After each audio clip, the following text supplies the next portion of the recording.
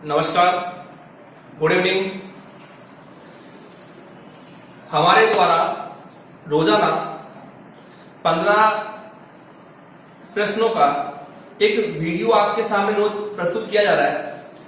इस वीडियो में आप लोगों के सामने डेली वो प्रश्न प्रस्तुत किए जा रहे हैं जो हमारे एग्जाम की दृष्टिकोण से बहुत महत्वपूर्ण है, क्योंकि ये वो सारे प्रश्न हैं जो पिछली भर्ती परीक्षा में आ चुके हैं। आप लोग अगर घर पर स्टडी कर भी रहे हैं तो भी आप लोगों के लिए ये प्रश्न मोस्ट इंपोर्टेंट है, क्योंकि हमें ये पता लग जाए कि प्रश्नों का लेवल क्या है। ठीक है ना। इसलिए हम लोग रोजाना रात को 9 बजे हमारे द्वारा यहाँ एक जो वीडियो आएगा जिसमें 15 प्रश्न कम से कम होंगे, उसमें हम लोग हिंदी व्याकरण के जितने भी प्रश्न पूर्व भर्ती परीक्षा में आए हुए हैं उनकी चर्चा करेंगे। अभी वर्तमान में जो आरटेड 2011 के प्रश्न हैं मैं उन्हीं की चर्चा कर रहा हूं। ये खत्म होने के बाद 2012 वाले बात करेंगे। ठीक है ना। चलो हम लोग हमारे प्रश्नों पर आते हैं।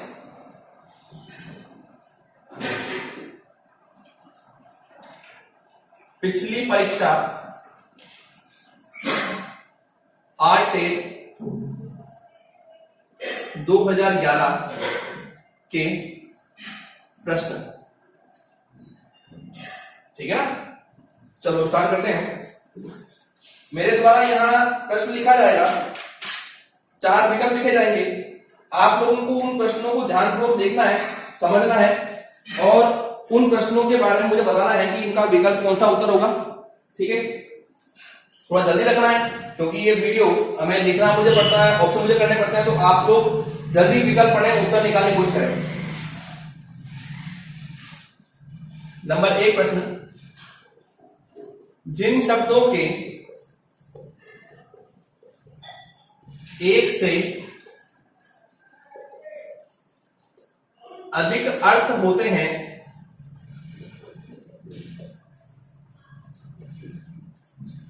उन्हें कहते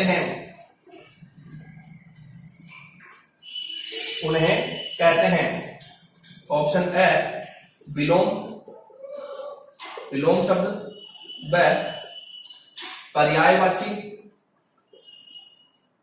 स समानार्थी और द अनेकार्थी। बताओ भाई, जिन शब्दों के एक से अधिक हो अर्थ हो, नाम से स्पष्ट है, एक से अधिक अर्थ, अनेक अर्थ है ना, अनेकार्थी। नंबर 2 प्रश्न, कौन सा समास विग्रह सही नहीं है? कौन सा समास विग्रह सही नहीं है? ऑप्शन नंबर 1 दाल रोटी, इसका विग्रह हो रहा है दाल और रोटी। ऑप्शन नंबर 2 पंचानन,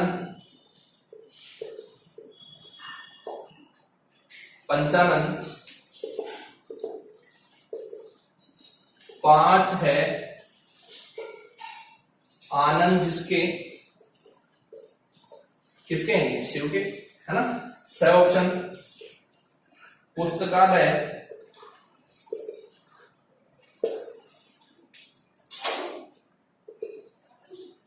पुस्तक और आलय, और ऑप्शन नंबर 4 सुलोचना। तो इसका है सुंदर है लोचन जिसके। ये 4 लिखे हुए हैं, आप लोग देखें कि कौन सा सही है। ये सही नहीं है, मतलब जो यहां समास विग्रह किए गए चारों के वो सही नहीं होने चाहिए। देखो, दाल और रोटी सही है, ये हमारे द्वंद्व समास का उदाहरण है। पंचानन बहुरी का है क्योंकि ये देवी देवताओं के लिए आया है, और 5 है आनंद जिसके शिव हो गया। सुलोचना सुलोचना।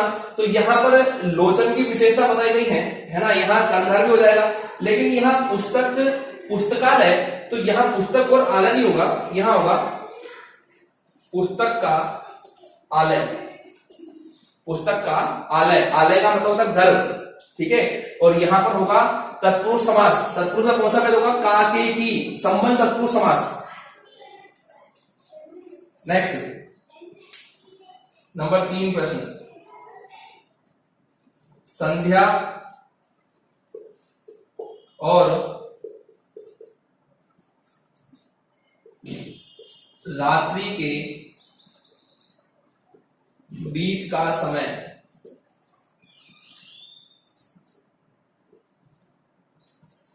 के लिए उपयुक्त शब्द होगा।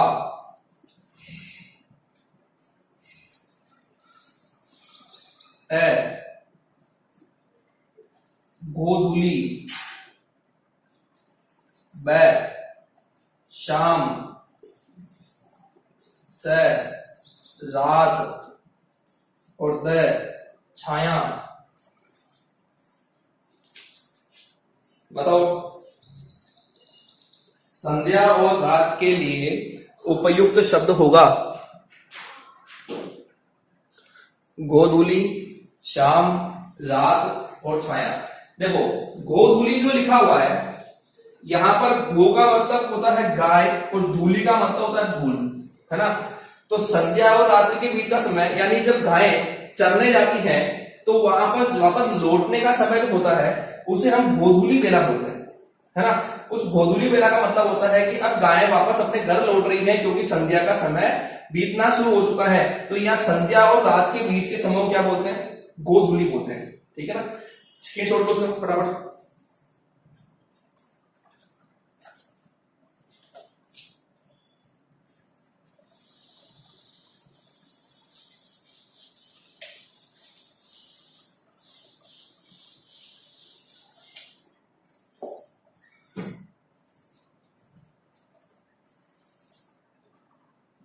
नंबर 4, युद्ध करने का इच्छुक के लिए उपयुक्त शब्द होगा। युद्ध करने का इच्छुक के लिए उपयुक्त शब्द होगा, ठीक है ना। ऑप्शन नंबर 1 बहादुर, ऑप्शन बी युद्ध, ऑप्शन सी युयुत्सु और ऑप्शन द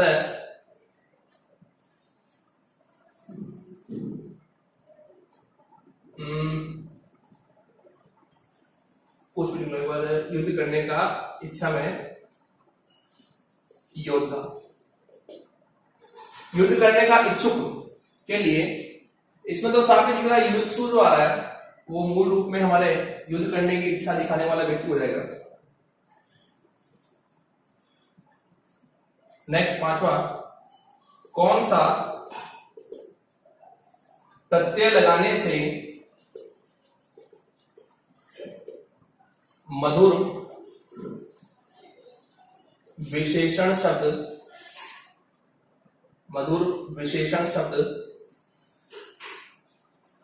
भाववाचक संज्ञा में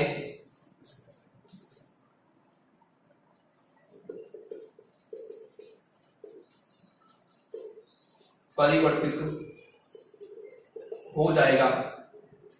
ऑप्शन ए त्व, ऑप्शन बी ता, ऑप्शन सी तम और ऑप्शन द ये।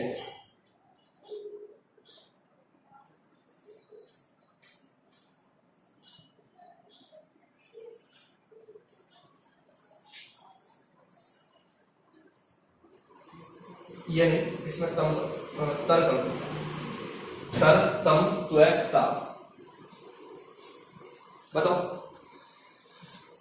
मधुरता, मधुरता भाववाचक बन जाएगा। यह इसलिए हटाया क्योंकि माधुर्य, माधुर्य भी यहां भाववाचक रूप में ग्रहण कर लिया जाएगा। ठीक है, ध्यान रखना। नेक्स्ट छठा,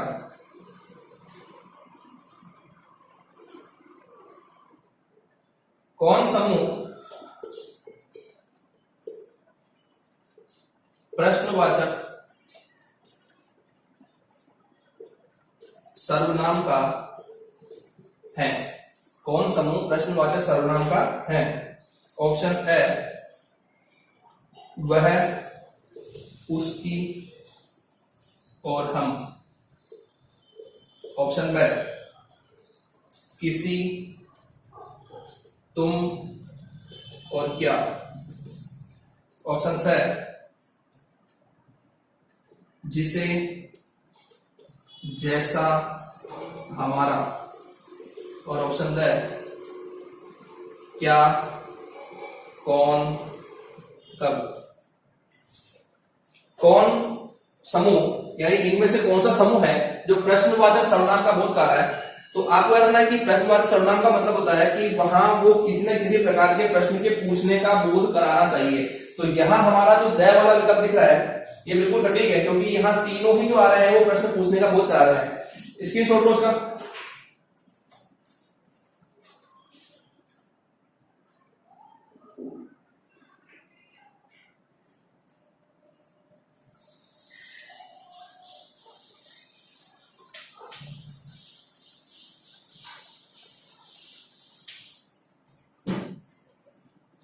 क्वेश्चन नंबर 7,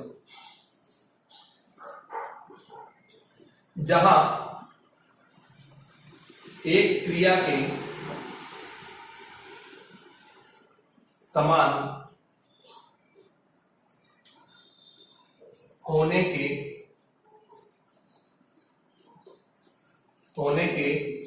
तुरंत बाद, जहां एक क्रिया के समाप्त होने के तुरंत बाद दूसरी पूर्ण क्रिया के होने का बोध हो,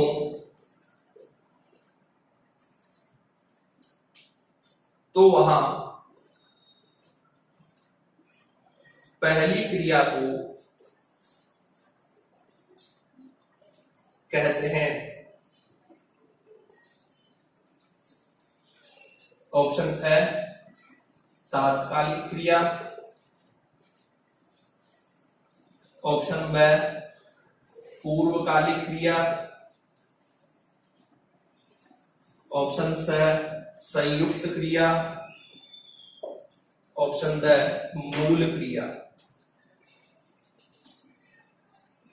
जहां एक क्रिया के समाप्त होने के तुरंत बाद दूसरी पूर्ण क्रिया के होने का बोध हो, तो वहां पहली क्रिया को क्या कहते हैं? तो पूर्वकालिक क्रिया कहते हैं। जैसे बच्चा खेलकर सो गया, तो बच्चा खेलकर पहली क्रिया हो गई, तो यहां एक क्रिया समाप्त हो गई है ना।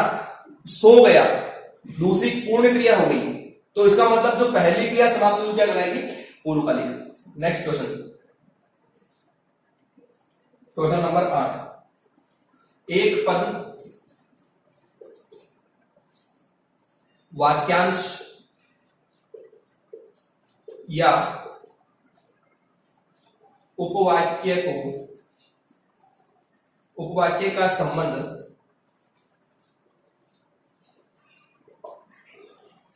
दूसरे पद वाक्यांश या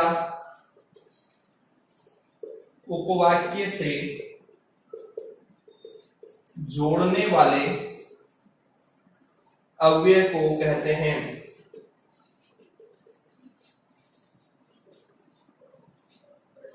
एक पद वाक्यांश या उपवाक्य का संबंध दूसरे पद वाक्यांश या उपवाक्य से जोड़ने वाले अव्यय को कहते हैं। देखो सुना, अव्यय के हमारे 4 भेद हैं: क्रिया विशेषण, संबंध बोधक, समुच्चय बोधक, विश्व बोधक। क्रिया विशेषण हमारे 4 हैं: स्थान बोधक, काल बोधक, परिमाण बोधक और रीति बोधक, उनमें तो ये रूप बनेगा नहीं। अब बचे 3 समुच्चय, संबंध और विस्मय। विस्मय में हर्ष, शोक, दुख, ग्रहण आता है। अब बचे 2 संबंध और समुच्चय, उनका आप ध्यान रखना। तो पहला ऑप्शन है इसमें क्रिया विशेषण, व समुच्चय बोधक, स संबंध बोधक और द विस्मय बोधक। देखो समुच्चय का एक नाम और है, इसे संयोजक अवयवी कहते हैं। संयोजक का मतलब होता है समान रूप से जोड़ना, है ना, यानी 2 शब्दों, 2 पद, वाक्यांश या उपवाक्य को दूसरे संबंध या दूसरे उपवाक्य से जोड़ने के बीच में जो आता है ना, और, या, तथा, किंतु, एवं, वो यहां आता है, समुच्चय में आता है। तो हमारा ये ब वाला उत्तर सही होगा। 9वां प्रश्न, राम आया, भाई से मिला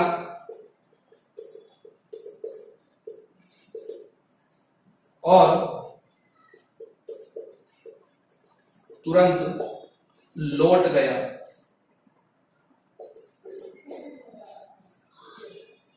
राम आया, भाई से मिला और तुरंत लौट गया, यह वाक्य है।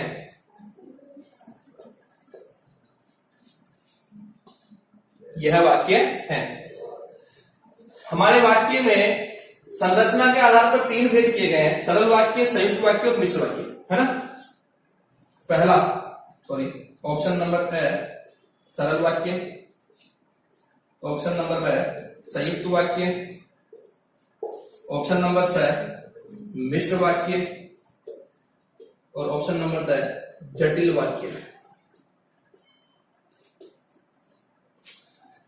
देखो जहां जिस वाक्य में एक कर्ता और एक क्रिया हो तो वहां वह सरल वाक्य कहलाता है, लेकिन जहां एक से अधिक सरल वाक्य हो और उन्हें जोड़ने के लिए समुच्चय बोधक अव्यय यानी और, या, किंतु, परंतु, लेकिन का बोध कराया गया हो तो वो संयुक्त वाक्य कहलाते हैं। और जहां एक प्रधान उपवाक्य हो और दूसरा आश्रित उपवाक्य हो तो वहां पर मिश्र वाक्य होता है।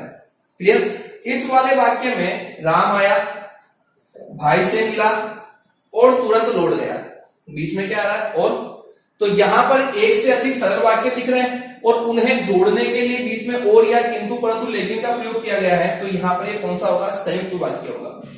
ठीक है, स्क्रीनशॉट लो इसका फटाफट।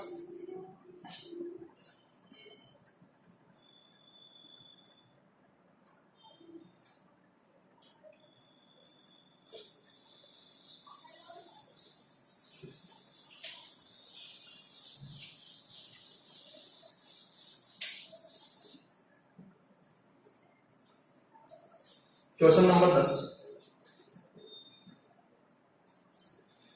किस वाक्य में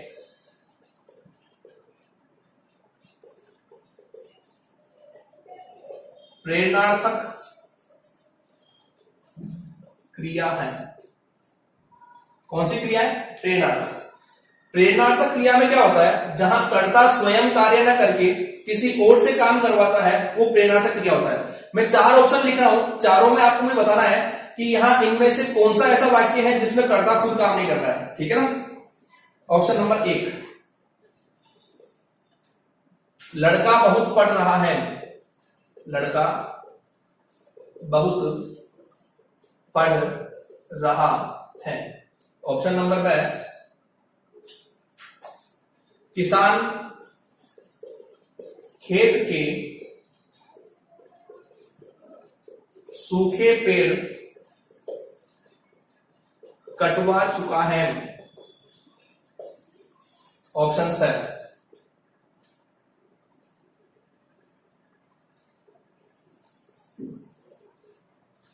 आप बहुत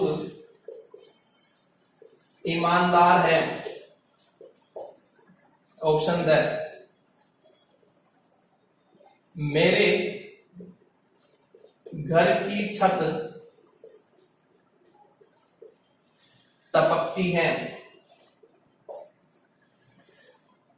वाक्य में प्रेरणार्थक वाक्य ढूंढना है और यहां पर ऐसा वाक्य देखना है जो जिसमें कर्ता खुद काम ना कर रहा हो और वो किसी और से करवा रहा हो, वो प्रेरणार्थक में आएगा। तो यहां देखना, किसान खेत के सूखे पेड़ कटवा चुका है, कटवा चुका है, काट चुका है नहीं बोला है, कटवा चुका है ना। तो यहां ये वाला रूप, यानी खुद काम नहीं कर रहा है, किसी और से करवा रहा है। 11वां प्रश्न, कौन सा मिश्र वाक्य है? ऑप्शन है, वह ज्ञानी है किंतु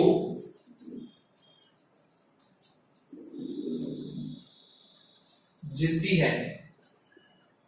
ऑप्शन नंबर है, ध्यान रखना, आपका ढूंढना है, मिश्र वाक्य ढूंढना है जिसमें पहला प्रधान उपवाक्य हो और उसके बाद आश्रित उपवाक्य हो, है ना।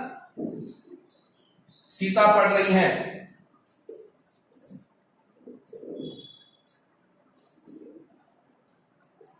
सर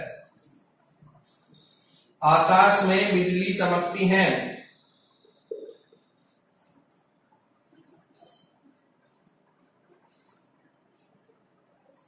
और ऑप्शन द, वह कौन सा व्यक्ति है जिसने महात्मा गांधी का नाम न सुना हो। यहां कौन सा मिश्र वाक्य है? अब देखो, वह ज्ञानी है किंतु जिद्दी है, ये तो हमारा संयुक्त वाक्य हो गया, ये सरल वाक्य हो गया, ये सरल वाक्य हो गया, आकाश में बिजली चमकती सरल हो गई। लेकिन यहां पर वह कौन सा व्यक्ति है जिसने, ये यहां पर करके इसकी विशेषता रूप बना रहा है और यहां महात्मा गांधी के ऊपर अलग बात की गई है, तो प्रधान उपवाक्य और आश्रित उपवाक्य की बात की गई है, ठीक है ना। तो यहां पर ऑप्शन नंबर 4 यानी द सही माना जाएगा। फोटोग्राफी,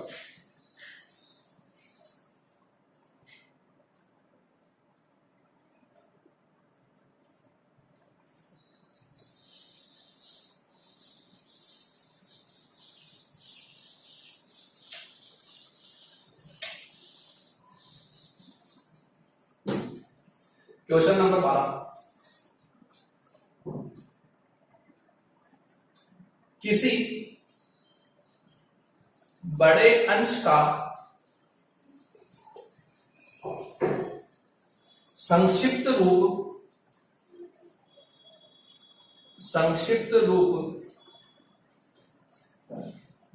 दर्शाने के लिए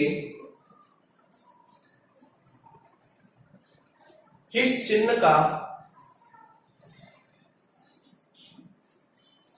का प्रयोग किया जाता है? ऑप्शन है, लाघव चिन्ह,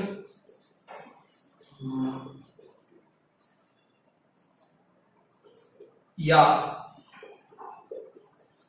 संक्षेप सूचक चिन्ह, व अर्धविराम, स अल्प विराम, और द कोष्ठक। किसी बड़े अंश का संक्षिप्त रूप दर्शाने के लिए किस चिन्ह का प्रयोग किया जाता है? जैसे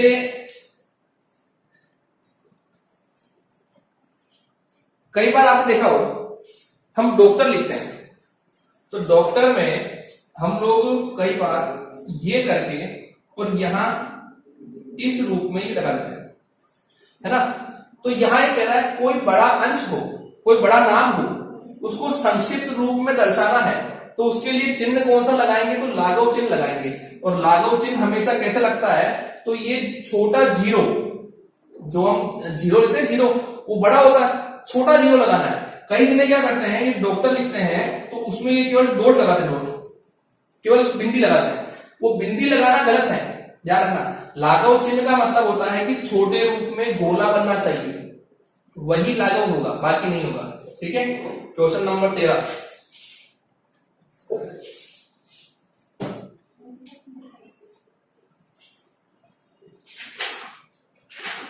इन प्रश्नों को आप लोग देखते भी जाएं, हल भी करते जाएं। 13वां प्रश्न, खेत रहना,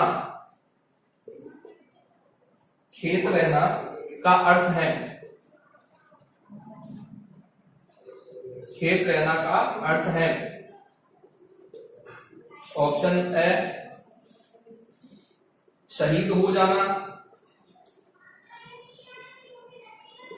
शहीद हो जाना। ऑप्शन बी खेत में ही रुक जाना।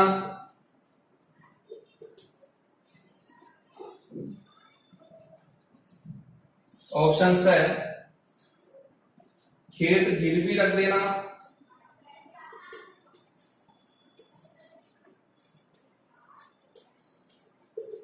और ऑप्शन डी क्षेत्र में निवास करना। मोस्ट इंपोर्टेंट प्रश्न है ये अभी जो भर्ती है उसमें वापस आ सकता है। ध्यान से देखो इस प्रश्न को कि खेत रहना का अर्थ क्या है। तो यहां पर जो हमारा ऑप्शन नंबर 1 है शहीद हो जाना, खेत रहना मतलब शहीद हो जाना, इसको सही माना गया है। नेक्स्ट क्वेश्चन नंबर 14, रंग में भंग होना, रंग में भंग होना का अभिप्राय है।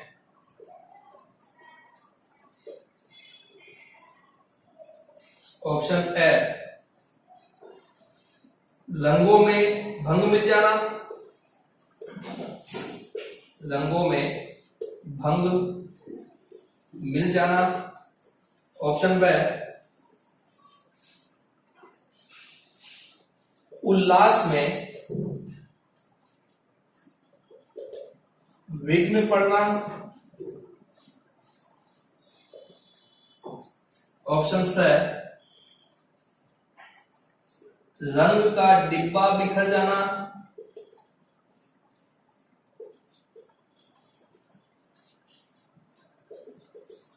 और ऑप्शन डी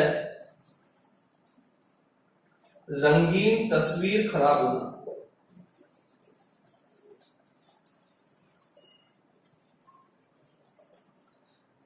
ध्यान रखना, मैं आप लोगों को जो प्रश्न के साथ जो विकल्प आए हैं मैं वही विकल्प लिखा रहा हूं जो परीक्षा में दिए गए थे। ठीक है ना। कारण क्या होता है कि हम जब स्टडी पिछले पेपर में कर रहे हैं तो हमें पूर्ण रूप में पता होना चाहिए कि उन प्रश्नों के अंदर हमारे विकल्प कैसे आ रहे हैं और हमें उत्तर कैसे निकालने हैं। अब रंग में भंग होना का मूल रूप में अर्थ होता है उल्लास में विघ्न पड़ना। ठीक है ना। रंग खुशी के लिए होते हैं और भंग यहां बाधा के लिए आता है। तो उल्लास में बाधा का पड़ना, विघ्न का पड़ना ऐसे ही माना गया है। ओके, फोटो लो बराबर।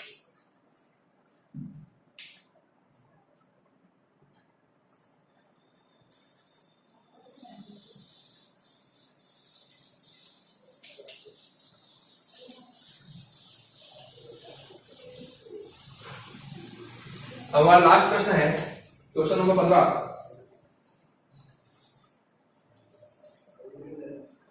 कौन अर्थ सही नहीं है, कौन अर्थ सही नहीं है। ऑप्शन ए छठी का दूध याद आना।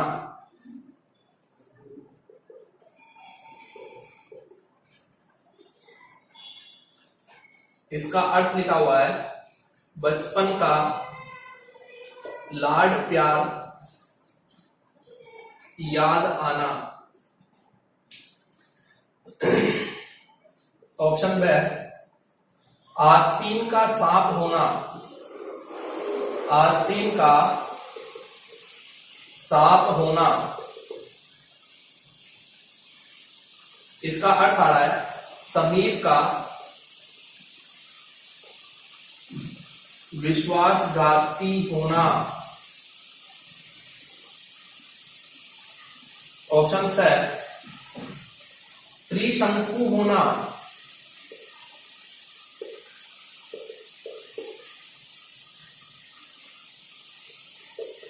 इसका अर्थ है कोई काम करते हुए बीच में ही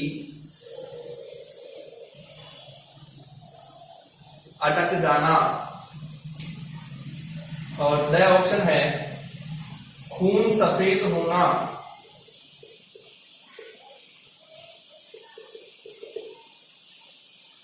इसका है दया ममता न रह जाना।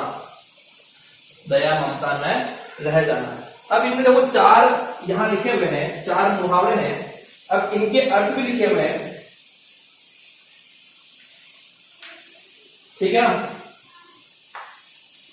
इनमें एक ऐसा युक्त है जो गलत है, जिसका अर्थ गलत है। देखो, छठी का दूध याद आना, इसका अर्थ होता है संकट में पिछले सुखों की याद आना। मैं अर्थ लिखूं उसका, मैं छठी का दूध याद आना, इसका अर्थ होता है संकट में पिछले सुखों की याद आना। या इसका एक अर्थ और होता है बहुत घबरा जाना। बहुत घबरा जाना, ठीक है ना। इसका अर्थ ये होता है, इसका अर्थ अभी ये नहीं होता कि बचपन का लाड प्यार याद आना, ठीक है। ये आपके आज 15 प्रश्न है, आप लोगों ने अच्छे से पढ़े इनको। यही कहूंगा कि निरंतरता में आप इनको बनाए रखें। रोजाना जो भी वीडियो आ रहा है इनको देखते रहें और अपनी तैयारी को इस रूप में मजबूत कर दें कि एग्जाम में कोई प्रश्न आए और हम उत्तर निकाल लें। ओके, इन वीडियो को देखते रहें, शेयर करते रहें, कमेंट करते रहें और सब्सक्राइब भी करें, ठीक है ना। और अपने मिलने वाले लोगों को भी सब्सक्राइब करने के लिए कहें। धन्यवाद।